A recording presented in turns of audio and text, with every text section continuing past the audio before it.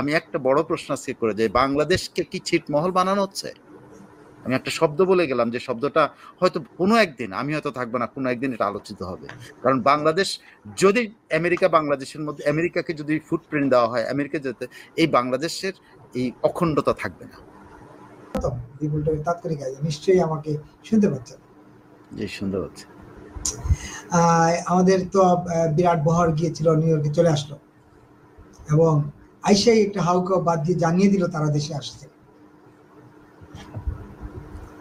আপনি যদি শুরু করেন, এই যে এনসিপি সরকারের সঙ্গে যারা, ওরা তো দুজন মাত্র, না দুজন, কিন্তু মানে আমি বলছি 104 জনের বহরে এই দুইজন হাউকাউ করে জানিয়ে দিল তারা পুরো বহর দেশে আসছে আর কি।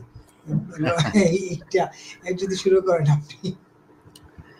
অনেক ধন্যবাদ বিপুল, আপনার সাবজেক্টটা মানে আসলে আপনি হয়তো বলতে চাইছেন যে এখানে লাগেজটা একটা প্রতীকী, যে লাগেজে 104টা লাগেজটা না, তো আপনি যদি সাথে করে যদি কাঁধে করে একটা, বগলে একটা, অমুক একটা, 3টা, সাথে 2টা, 5টা করে যদি ধরেন 500, তো 500 লাগেজ তো আসছেই। হ্যাঁ, তো ছোট বড় মিলিয়ে আসছে, তো সেই লাগেজের মধ্যে মাল আসছে, জিনিসপত্র আসছে, আত্মীয় স্বজনের জন্য কেনাকাটা করছে, মা বাবার জন্য কেনাকাটা করছে, সন্তানের জন্য কেনাকাটা করছে, স্ত্রীর জন্য মানে বিলাভেড লোকজনের জন্য কেনাকাটা করছে, সেগুলো তো আসছে। তো এগুলা কিন্তু যা গেছে তার চেয়ে বেশি আসছে, এতে কোনো সন্দেহ নেই। যদি একটা লাগেজ কেউ নিয়ে যায় থাকেন, তারা 5টা অবশ্যই আনছে, তো এতে কোনো সন্দেহ নেই, এবং এটার জন্য তাদেরকে শুভেচ্ছা জানাতেই হবে, কারণ তারা তাদের প্রিয়জনদের জন্য এনেছেন। ইউনূস সাহেব নিশ্চয়ই তার অসুস্থ স্ত্রীর জন্য কিছু মার্কেটিং করেছেন, তাই না? এটা খুব স্বাভাবিক ব্যাপার। ইউনূস সাহেবের মেয়েও নিশ্চয়ই তার অসুস্থ মায়ের জন্য কিছু মার্কেটিং করেছে। এমনকি ধরেন ইউনূস সাহেবের যে মেয়ে বিদেশে থাকে, সেও নিশ্চয়ই কিছু গিফট পাঠিয়েছে তার বন্ধু বান্ধবের জন্য। সো এগুলা কিন্তু ওরা, তারপর ডিপ্লোম্যাটিক ব্যাগ আছে, তারপর অনেক কিছু আছে। সো মানে আপনি যদি জিনিসপত্র এগুলোর হিসেবে দেন, তাহলে আমি মনে করি বাংলাদেশ কিছুটা হলেও ধনী হয়েছে। হ্যাঁ, বাংলাদেশি ডলার খরচ হয়েছে বাইরে, কিন্তু সেই ডলারের বিনিময়ে কিছু মালপত্র এসছে, এতে কোনো সন্দেহ নেই। কিন্তু আদতে এই সফর থেকে বাংলাদেশ কি পেল? আমার মনে হয় বিষয়টা আপনি ওইটাই মিন করতে চেয়েছেন। যদি তাই হয়ে থাকে, তাহলে বাংলাদেশের এখানে প্রাপ্তি বলতে আপনি যদি দেখেন, ইউনূস সাহেব প্রায় 40টার উপরে এঙ্গেজমেন্ট তার ছিল, এগুলো বাংলাদেশের প্রাপ্তি। এখন এই এঙ্গেজমেন্ট থেকে কি পেয়েছেন উনি, বা বাংলাদেশ কি পেয়েছে? সকল এঙ্গেজমেন্ট থেকে ওনার ব্যক্তিগত কিছু তো অর্জন হয়েছে, সেটা হলো উনি সুন্দর বলেন এবং আর একটু প্রশংসা পাচ্ছেন। তারপরে ধরেন ওনার প্রাপ্তি হলো উনি পুরনো বন্ধু বান্ধবের সাথে কথা হয়েছে, দেখা হয়েছে, পুরনো কতগুলো দেশ, 40 না 50টা দেশের সাবেক নেতাদের সাথে তার বৈঠক হয়েছে, এগুলো সব তার পার্সোনাল মানে অ্যাচিভমেন্ট। তার পার্সোনাল অ্যাচিভমেন্টের সাথে বাংলাদেশে কি অ্যাচিভমেন্ট হলো, সেটা হলো বড় প্রশ্ন। বাংলাদেশ অ্যাজ এ কান্ট্রি তার কাছ থেকে কি পেল? সোজা সাপটা যদি আপনি হিসাব, তার 40টা এঙ্গেজমেন্টের মধ্যে তার উল্লেখযোগ্য এঙ্গেজমেন্ট কি কি, এটা যদি আপনি বলতে পারেন যেখানে কি হতে পারে, তার উল্লেখযোগ্য এঙ্গেজমেন্ট হলো, আপনি ধরে নেন হলো জাতিসংঘ ভিত্তিক হলো জাতিসংঘ সাধারণ অধিবেশনে বক্তৃতা দেওয়া। তো এই বক্তৃতা দেওয়া, এটা আমাদের রীতি অনুযায়ী আমাদের প্রায় সকল সরকার প্রধান এরকম যে বক্তৃতা দিয়ে আসছেন, তাতে জাতিসংঘ থেকে কিছু এসেছে বলে আমার জানা নাই। কোনো আদার দেন আপনি বক্তৃতা দিয়েছেন, এটা দেশের মানুষের কাছে প্রচার করেছেন যে আপনি জাতিসংঘ পোডিয়ামে দাঁড়িয়ে বাংলায় কথা বলেছেন, এই করেছেন, সেই করেছেন। তো এটা একটা জাতিসংঘ, এটা যদি ধরেন। আরেকটা হলো উনি রোহিঙ্গা বিষয়ক কি বলে একটা কনফারেন্সে, যেখানে রোহিঙ্গাদের টাকা ফান্ডিং এর ব্যাপারে কথাবার্তা হয়েছে। হ্যাঁ, সেটা একটা, যে রোহিঙ্গাদের যে বাংলাদেশের যে নিজস্ব তহবিল থেকে যে খরচ, সেটা থেকে বাংলাদেশ মুক্তি পাওয়ার জন্য এই কনফারেন্সটা যে আয়োজন করা হয়েছিল, সেখানে বাংলাদেশ চেষ্টা করেছে যে তাদের পক্ষে তাদেরকে কিছু টাকা পয়সা যেন ভিক্ষা দেওয়া হয়। সো সেই ভিক্ষা দিতে বেশ কিছু সরকার রাজি হয়েছে, বাড়াইতে রাজি হয়েছে। এটা একটা অ্যাচিভমেন্ট, ভিক্ষা পাওয়ার ক্ষেত্রে একটা অ্যাচিভমেন্ট হয়েছে। আরেকটা যদি বড় এঙ্গেজমেন্ট জাতিসংঘের মধ্যে ধরেন, সেটা হল জাতিসংঘের এই বিল্ডিং এর ভেতরে সাইড লাইনে এখানে বড় এঙ্গেজ, সেটা হলো ইতালির প্রাইম মিনিস্টারের সাথে ওনার একটা মিটিং হয়েছে। এখান থেকে উনি কিছু পেয়েছেন বলে ব্যক্তিগত খাতির, বন্ধুত্ব, মেলানির সাথে দেখা হওয়া, মেলানির স্পর্শ পাওয়া, এর বাইরে উনি কিছু পাইছেন বলে আমার মনে হয়। বাংলাদেশে কিছু পেয়েছে বলে আমার মনে হয়। তারপরে যদি একটা বড় এঙ্গেজমেন্ট ধরেন হলো কোন ফিনল্যান্ডের প্রেসিডেন্ট অমুক তমুক, এগুলো বড় বড় এঙ্গেজমেন্ট ধরেন। তারপরে যদি বড় বড় এঙ্গেজমেন্টের মধ্যে যদি আপনি ধরেন উনি পাকিস্তানের এখান থেকেও উনি কিছু পেয়েছেন বলে বরং কিছু দিয়ে এসছেন কিনা সেটা হলো জানার ব্যাপার। বাংলাদেশ কিছু ক্ষতিগ্রস্ত হলো কিনা, বাংলাদেশের কোনো ক্ষতি হইলো কিনা, এটা হলো জানার ব্যাপার। এখান থেকে একেবারে পাকিস্তানের মতো একটা ফকির দেশের সাথে একটা যার তহবিল এই দেশটাকে এখন বলা উচিত তলাবিহীন জুড়ি। আমার ধারণা কিসিঞ্জার দেশ থাকলে এটাকেই তলাবিহীন জুড়ি করতো, কারণ আমেরিকান ফান্ড না থাকলে ওদের টাকা না, ওদের চলার টাকা নেই। তো এর কাছ থেকে কি পাবে? এরকে দেয়া ছাড়া একে কি দিয়ে আসছে সেটা হলো দেখার বিষয়। এখন সাবেক বড় ভাই হিসাবে উনি ছোট ভাই হওয়ার সম্পর্ক করছেন কিনা, ওনার শাহবাজ শরীফের ছেলের সাথে ওনার মেয়ের বিয়ে দেওয়ার ব্যবস্থা করছেন কিনা, এইসব বিষয় হইতে পারে। পার্সোনাল কোনো বাংলাদেশের কোনো লাভ আমার মনে হয় না। ওকে, এইটা হলো বড় এঙ্গেজমেন্ট। আর কি বড় এঙ্গেজমেন্ট? আর বড় এঙ্গেজমেন্ট হলো ট্রাম্পের সাথে ওনার সাক্ষাৎ। ঠিক আছে, এন্ড ট্রাম্পের সাথে সাক্ষাৎ নিয়েও কিন্তু একটা বড় ধরনের বিতর্ক তৈরি হয়েছে, আদৌ ওনার সাথে সাক্ষাৎ হয়েছে কিনা। এটাই ওনারা প্রমাণ করতে পারছেন না। ওনারা মানে বেকায়দায় পড়ে গেছেন এটা প্রমাণ করতে যে এই ছবিটা ফেক না। তো অনেকে বলেন এটা কি বলে কি ইয়ে করা, কি বলে এটা কি যেন এআই দিয়ে তৈরি করা।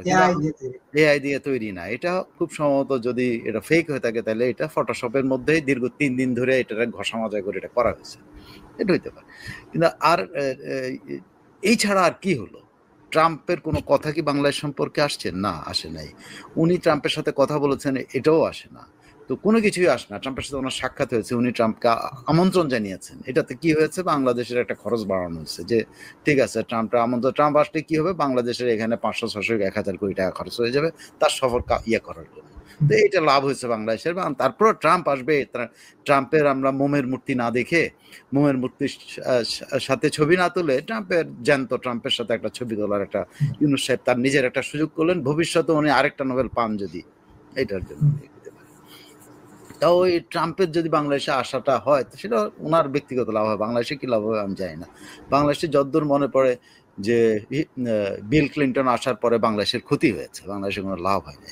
সারা দুনিয়াতে একটা কথা বলা যে আমেরিকানরা যেখানে যায় সে দেশের ক্ষতি ছাড়া কোনো ভালো কিছু হয় না। মিডল ইস্টেরও কিন্তু মিডল ইস্টার্নরা মনে করে তাদের অনেক ব্যবসা হয়েছে, কিন্তু আলটিমেটলি মিডল ইস্টার্নরা কিন্তু অনেক কিছু বেঁচে। এইটা হলো একটা বড় এঙ্গেজমেন্ট ট্রাম্পের সাথে। এখন এর বাইরে কি হয়েছে? এর বাইরে হচ্ছে বাংলাদেশিদের সাথে ওই যে কি বলে রেমিটেন্স যোদ্ধাদের সাথে একটা মিটিং হয়েছে, যেখানে আমাদের তিন দলের নেতারাও ওখানে ছিলেন। তো সেখানে একটা মিটিং হয়েছে। সেখানে কি হয়েছে? সেখানে মিটিংয়ে উনি প্রথমবারের মতো বাংলাদেশের কোনো রাষ্ট্রনায়ক বলেছেন যে বাংলাদেশ উন্নতি হয়েছে হলো রেমিটেন্সের দ্বারা। এই যে একটা মিথ্যাচার, যে রেমিটেন্সের দ্বারা বাংলাদেশের আদি থেকে শুরু করে যদি আমরা আপনার সে ধরনের পাকিস্তান আমল থেকেও যদি বলে বাংলাদেশ চা রপ্তানি করতো, বাংলাদেশ পাট রপ্তানি করতো, বাংলাদেশ এটা রপ্তানি করতো, বাংলাদেশ এটা রপ্তানি করতো, বাংলাদেশ এখন পর্যন্ত যদি ধরেন এই যে বাংলাদেশের ইকোনমিটা যদি দাঁড়িয়ে থাকে, রেমিটেন্স অবশ্যই আছে। রেমিটেন্স তো আপনি টাকা আসতেছে, বাংলাদেশে কেন রেমিটেন্স আসে এটাও যদি কেউ বিবেচনা করেন, রেমিটেন্স কিন্তু বাংলাদেশে আসে না বাংলাদেশের জন্য, বাংলাদেশে আসে গরিব মানুষের জন্য। কারণ গরিব মানুষ বাইরে চাকরি করতে যায়, তার পরিবারের জন্য টাকা পাঠায়।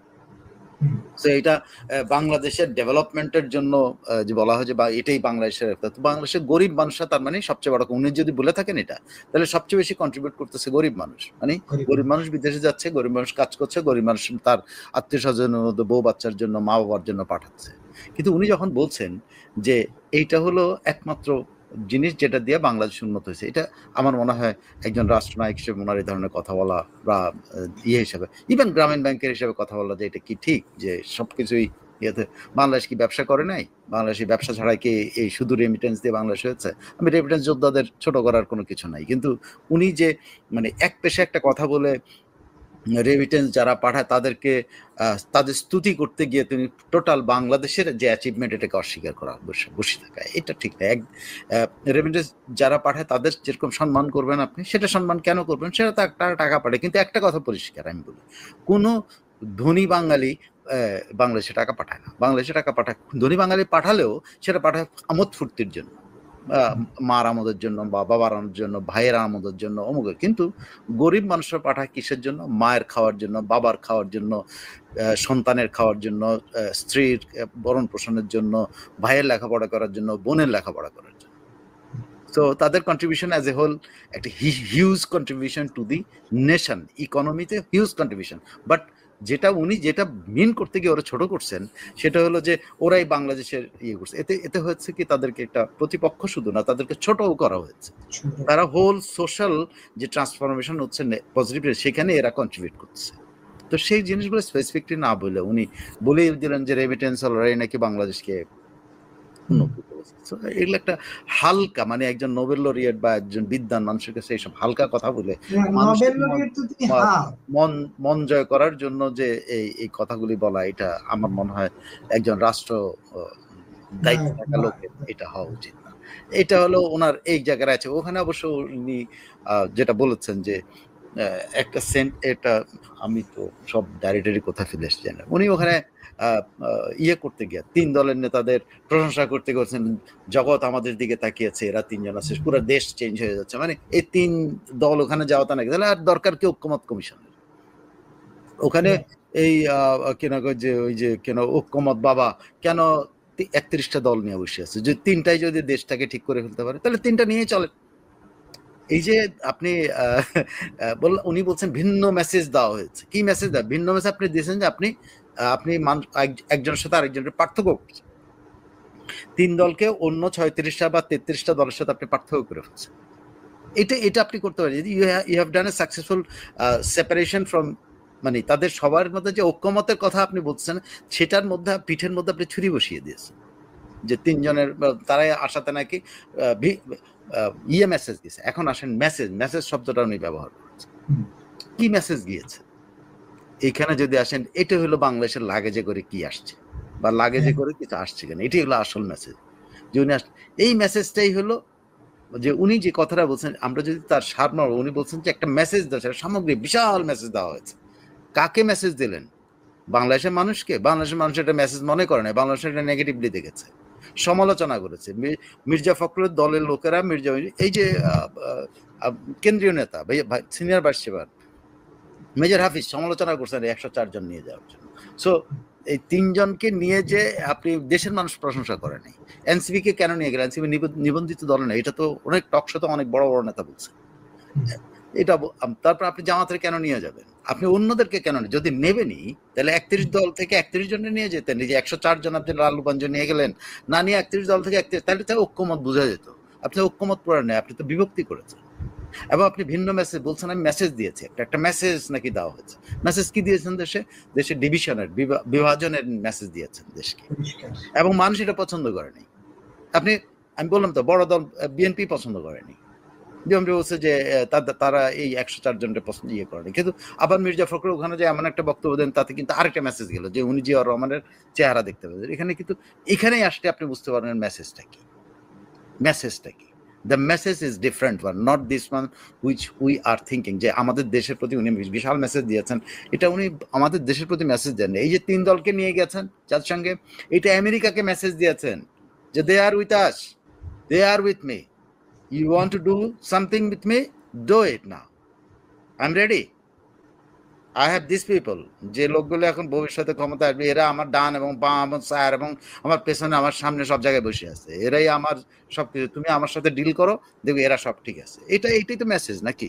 জাতিসংঘে যখন আপনি কথা বলেন, রেমিটেন্স যোদ্ধাদের ওখানে যখন এই কথাগুলি বলেন, তখন কি মেসেজ যায়? আমেরিকার কাছে মেসেজ দেওয়া হলো যে এরা আমার সাথে আছে। এবং আপনি এই মেসেজ আছে কিন্তু আরো অনেকগুলো আশেপাশের অনেক তথ্য আপনি যদি অ্যাড করেন, তাহলে এটা আসলে আমেরিকার সাথে ডিল করার জন্য এই তিনটাকে নিয়ে গেছেন, এই 3 দুগুণে 6 জনকে নিয়ে গেছেন। এটা উনি মেসেজ যে শব্দটা একদম স্ট্রেট ফরওয়ার্ড বলছে, মেসেজ পাঠিয়েছেন উনি, একটা বিরাট মেসেজ দিয়েছেন, এটা সাংঘাতিক মেসেজ। সাংঘাতিক মেসেজ কি বাংলাদেশের প্রতি সাংঘাতিক মেসেজ দিচ্ছেন? বিরাট মেসেজ কি বাংলাদেশের প্রতি দিয়েছেন? বিরাট মেসেজ বাংলাদেশের জনগণের প্রতি দিয়েছেন? না, উনি দিয়েছেন আমেরিকার কাছে, উনি আমেরিকাকে দিয়েছেন, উনি জাতিসংঘে দিয়েছেন, সবাইকে দিয়েছেন যে এরা 3 জন আমার সাথে আছে, তোমরা আমার সাথে ডিল করো। I am the right person, I am the only person যে তোমাদের সবকিছু কমপ্লাই করতে পারি, সবকিছু করে দিতে পারি, এবং এরা আমার সাথে থাকবে। এবং সেটার অংশ হিসাবে এখন আপনাকে ডিটেল যে কেন মেসেজটার কথা উনি বারবার বলেছেন, এই মেসেজটা হলে পরিষ্কার। উনি ওই দেশে গিয়ে আমেরিকাতে জাতিসংঘে সভা করার জন্য প্রথম গিয়েই উনি প্রথম মিটিংটা তার ইয়েতে করেছেন কার সাথে? জাতিসংঘের কারোর সাথে মিটিং করেন নাই, প্রথম মিটিংটা করেছেন ওনার হোটেলে। সেটা হলো আমেরিকার এই যে দক্ষিণ এবং সেন্ট্রাল এশিয়ার বিশেষ দূত এবং ভারতে ভবিষ্যৎ রাষ্ট্রদূত সার্গিও গোরের সাথে প্রথম মিটিং করছেন। প্রায় 1.5 ঘন্টা 2 ঘন্টা উনি মিটিং করেছেন। প্রথম আমেরিকার ল্যান্ডে পা দিয়ে প্রথম মিটিংটা কিন্তু ওর সাথে করেছে। 10 মিনিটের ও এখন পর্যন্ত আসে নাই, কিন্তু এখন তো এরিয়াতে আসে নাই, তাকে ডেজিগনেট করা হয়েছে, তাকে মাত্র সিনেট থেকে তাকে দক্ষিণ এশিয়ার এবং সেন্ট্রাল এশিয়ার বিশেষ দূত হিসেবে মনোনয়ন কনফার্ম করা হয়েছে। এখনো সে আসে নাই, তার আগে কিন্তু আপনি যা মিটিং করলেন, এটাই হলো মেসেজ। তার কাছে যাই বলছেন যে আমি এই 3 জনের নিয়ে আসছি, তোমরা বাকিটা সম্পন্ন করো। আরো মেসেজ এখন আপনাকে দিই। উনি যে মেসেজগুলো আছে মেসেজগুলো পড়লেন, সেটা হলো ট্রাম্পের সাথে যেদিন উনি মিটিং এর কথা ওনার ওখান থেকে প্রচার করা হয়েছিল খুব জোরসে, তখন বিভিন্ন লেভেল থেকে বিভিন্নভাবে বলা হয়েছিল যে হ্যাঁ ট্রাম্পের সাথে এই হয়েছে, ট্রাম্পের সাথে হয়েছে, কিন্তু একটা প্রচারও করা হয়েছে তখন। সে জিনিসটা ওভারলুকড হয়েছে আমাদের মিডিয়াতে, অথবা আমাদের মিডিয়া থেকে এটা উঠিয়ে নেওয়া হচ্ছে। সেটা হলো উনি ওই একই দিন ট্রাম্পের সাথে ট্রাম্পকে যখন ওই ইয়েটার মধ্যে ছিল, ট্রাম্পের সাথে উনি যখন বলছেন যে ট্রাম্পকে দাওয়াত দিয়েছেন দেশে, সে একই দিন উনি কিন্তু আলাদাভাবে এই তিন পার্টিকে নিয়ে কিন্তু উনি সার্গিও গোরের সাথে কথা বলেছেন। প্রথম মিটিংটা করেছেন, তারপরে কিন্তু এই তিনটাকে নিয়ে কিন্তু সার্গিও গোরের সাথে মিটিং করেছেন। আবারও কথা আছে যে মার্কো রুবিওর সাথে শেষ পর্যন্ত উনি একটাকে, এই মিটিংগুলো কি এটাই হলো বাংলাদেশের ঝুড়িতে কি আসছে নাকি বাংলাদেশ নিয়ে যাচ্ছে? উনি কি বাংলাদেশ বিক্রি করে দিচ্ছেন, না বাংলাদেশের জন্য কিছু আনছেন? এই 3টা মিটিং হলো আসলে, অন্য কোনো কিছু না। কিন্তু অন্য আর যা কিছু সব হলো আইবাস, অন্য আর যা কিছু সেটা হলো আমার আপনার দৃষ্টি সরিয়ে নেওয়ার জন্য। অন্য আর সবকিছু যাতে সাধারণ মানুষ সোশ্যাল মিডিয়াতে সবাই এই মিটিং ওই মিটিং সেই মিটিং সবাই ব্যস্ত, কিন্তু ওনার মূল মিটিংগুলোর কথা সোশ্যাল মিডিয়াতে আলোচিত হয় না। যে সার্গিও গোরের সাথে ওনার আসলে কি কথা ছিল, ওনার একটা লাইন ছাড়া ওনার প্রেস পেজের মধ্যে কিচ্ছু নাই। সার্গিও গোরে একটা লাইন বলেছেন যে আমরা আপনার সমস্ত এফর্টে সমর্থন দেই, আর কিছু নাই। কিন্তু সার্গিও গোরা কিছু সব হলো ওনার কথাবার্তা। এবং মার্কো রুবিওর সাথে যে এই 3 দলের সাথে নিয়ে উনি যে কথা বলছেন, সেটা নিয়ে কোনো রা নাই। এই 3 দলও কোনো কথা বলে না। এইসব মিটিং এর পরেই কিন্তু আমাদের মির্জা আব্বাস না কি যেন ওনার নাম, মির্জা ফখরুল ইসলাম আলমগীর ওনার মধ্যে জিয়ার চিহ্ন দেখতে পেয়েছে। এই মিটিং এর পরেই কিন্তু জিয়াও সেন্ট মার্টিন দিতে চেয়েছিল। খুঁজে বাইর করেন, জিয়ার সময় কিন্তু আমেরিকা প্রথম প্রস্তাব দেয় সেন্ট মার্টিন দেওয়ার জন্য। এবং সেন্ট মার্টিন তখন বলা হয়েছে, তখন অনেকে তখন বলেছে যে দক্ষিণ তালপট্টি অমুক তালপট্টিতে ইন্ডিয়া এসে পতাকা দিয়েছিল। কেন পতাকা দিয়েছিল?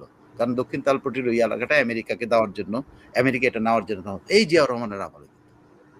প্লিজ ইতিহাস বাইর করেন, যে যেখানে আছেন সেখান থেকে যেবারে এইটাকে আপনার সাবজেক্ট করেন। আমার অনুরোধ থাকবে, সোশ্যাল মিডিয়া বলেন, নিউজ মিডিয়া বলেন, এটাই হলো জিয়াউর রহমানের যে সময় যে প্রস্তাবটা আমেরিকার কাছে আসছে বাংলাদেশে আমেরিকার নৌঘাটির কথা, সে কথাটাই কিন্তু এখানে আছে। যে কারণে মির্জা ফখরুল ইসলাম আলমগীর ওখানে জিয়ার ছবি দেখতে পেয়েছে। জিয়ার ছবি এমনি দেখতে পান নাই, জিয়ার ছবি দেখতে পেয়েছেন কারণ জিয়া ওইটা দিতে চেয়েছিলেন। তখন ভারতের বিরোধিতার কারণে উনি পারেন নাই। তখন দক্ষিণ তালপট্টিতে এসে ভারত এসে ওনার পতাকা টাঙায় দিছিল। তখন অনেকে বলে ভারত আধিপত্যবাদের ভারত, কিন্তু ভারত কিন্তু ওই পতাকা টাঙিয়েছিল কেন জানেন? আমেরিকা যেন আসতে পারে। যেমনি 1971-এ যখন আমেরিকান 7ম নৌবহর আসার জন্য, তখন সোভিয়েত ইউনিয়ন ইন্ডিয়ার অনুরোধে তারা তাদের বহর পাঠানোর সিদ্ধান্ত নিয়েছিল। তেমনি কিন্তু যখন জিয়াউর রহমান অলমোস্ট আমেরিকার সাথে এই ধরনের একটা ইয়েতে চলে যাচ্ছিলেন, তখন ইন্ডিয়া কিন্তু এই বাধাটা দিয়েছিল। দেখেন, জিয়ার ছবি এমনি কিন্তু মির্জা ফখরুলের মাথায় আসে নাই।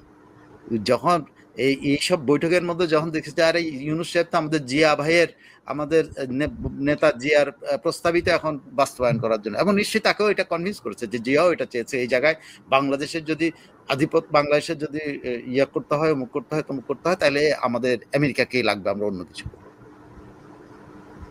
এই কারণে এই কথা মিলগুলো, আপনি মেসেজ কিন্তু ওইটুকু পুরা এই 10-12 দিনের পুরো অ্যাচিভমেন্ট কিন্তু ওইটুকু। এখন দেখেন আমরা কত ওনার 40টা মিটিং নিয়ে কত ব্যস্ত।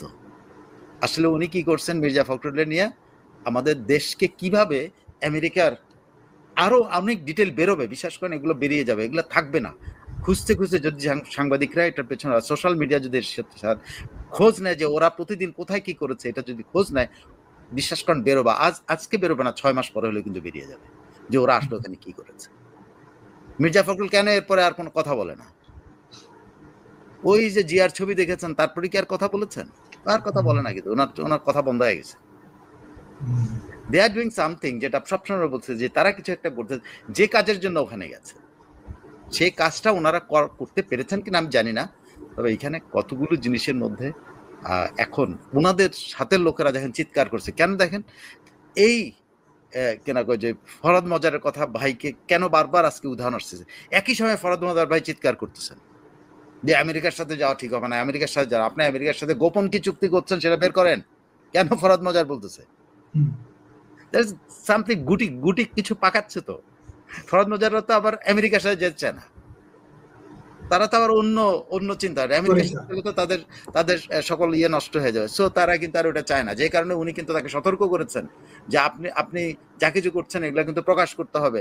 উনি বারবার বলছেন যে আমেরিকার বলয় যাওয়া যাবে না। ফরহাদ মজার ভাই একেবারে স্পষ্টভাবে বলেছেন যে চীন ভারতের বা চীন ভারত রাশিয়ার বাইরে একটা, উনি বলছেন চীন ভারত একটা অক্ষ শক্তি, এই অক্ষ শক্তির বাইরে যাওয়া যাবে না, আপনি আমেরিকার সাথে যান না। সো তাদের মধ্যে কনফ্লিক্ট হতেই কিন্তু এই কথাগুলো বেরোচ্ছে। এখন আসলে কি হতে যাচ্ছে সেটা বোঝা যাবে আরেকটা ঘটনার মধ্যে দিয়ে। সেটা হলো কি, এই ট্রেসি অ্যান্ড জ্যাকবসন কেন লন্ডন গেলেন। এর আগে দেখেন সকল কিছুর ইয়ের মধ্যে কিন্তু লন্ডন সফর, অনেক গেঞ্জামের পরে কিন্তু লন্ডন সফর হলো, সেখানে গেল। তার আগে তার ট্রেসি অ্যান্ড জ্যাকবসন গেল।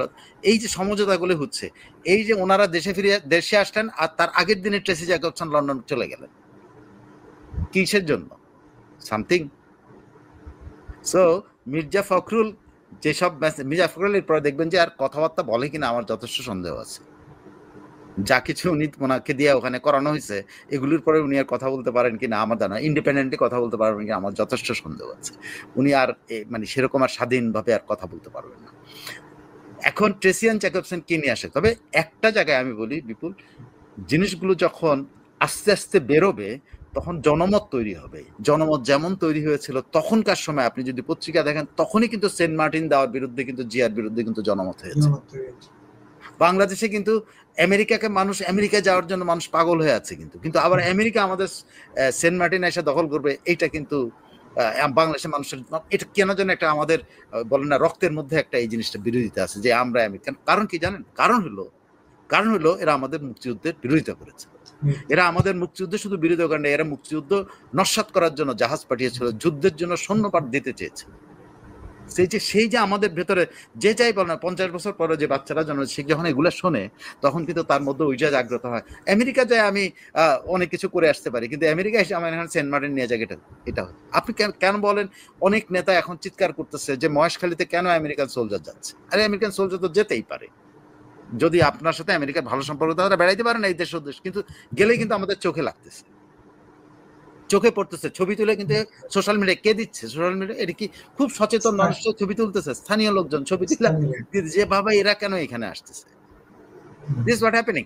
সেন্ট মার্টিনসে যখন একটা মানে কোনো পতাকা ছাড়া একটা জাহাজ গেছে এবং সেখান থেকে যখন সাদা চামড়ার লোকেরা নেই, তারা পোশাক পরে যায়নি, মানুষ ছবি তুলে এটা কেন দিচ্ছে? কারণ দিচ্ছিল মানুষের ভেতরে কিন্তু অন্তর থেকে কিন্তু এই জিনিসটা তারা পছন্দ করে না, সে যেই জেনারেশনের হোক।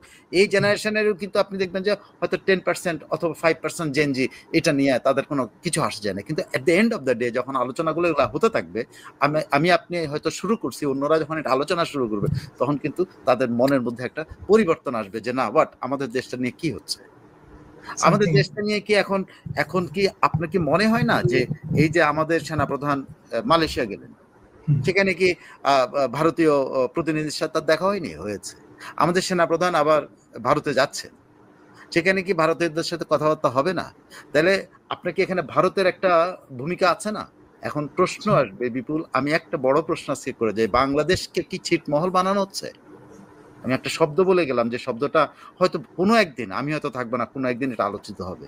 কারণ বাংলাদেশ যদি বাংলাদেশের মধ্যে আমেরিকাকে যদি ফুটপ্রিন্ট দেওয়া হয়, আমেরিকা যেতে, এই বাংলাদেশের এই অখণ্ডতা থাকবে না, এই বাংলাদেশের অখণ্ডতা থাকবে না।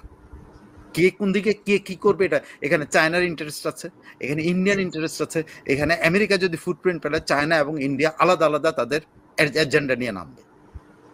আমাদের চিটং হিল ট্র্যাক্স নিয়ে চায়না নামবে, আমাদের চিটং নিয়ে যে ইন্ডিয়া এবং আমেরিকার মধ্যে প্রতিযোগিতা হবে, আমাদের ফেনী থেকে এই যে শুভপুর ব্রিজ পর্যন্ত এই এলাকা নিয়ে ইন্ডিয়া এবং আমেরিকার মধ্যে প্রতিযোগিতা হবে, এবং বাংলাদেশটাকে খণ্ড খণ্ড করার একটা পরিকল্পনা নিয়ে আমার ধারণা কোনো একটা শক্তি আগাচ্ছে, এবং সেই শক্তিটার সাথে আমেরিকা জড়িত তো কোনো সন্দেহ নেই।